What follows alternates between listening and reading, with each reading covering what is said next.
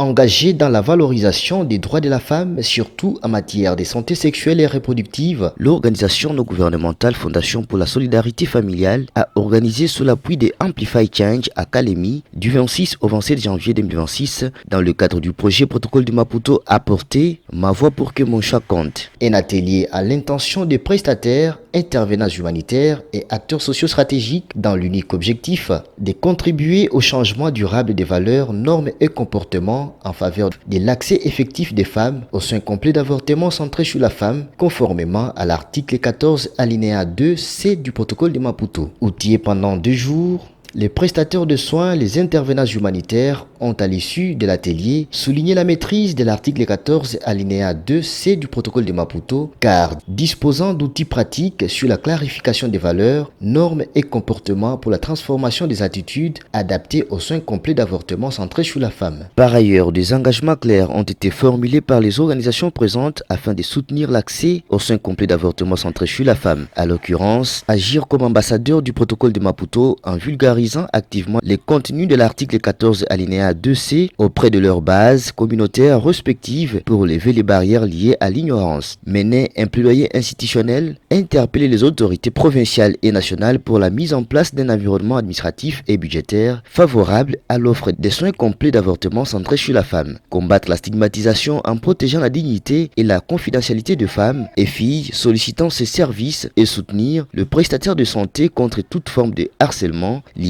à l'exercice légal de leurs fonctions. Au-delà de ça, ils sont aussi appelés d'assurer une mobilisation communautaire permanente en intégrant le message de santé reproductive et des droits des femmes dans leurs canaux de communication habituels, mais aussi participer au système de référence en orientant sans délai et avec empathie toute personne éligible vers les structures de santé identifiées comme offrant des soins complets d'avortement centrés sur la femme de qualité. En outre, assurer le suivi des engagements en participant aux réunions de coordination trimestrielle pour évaluer les progrès de l'application du protocole de Maputo dans la province du Tanganyika.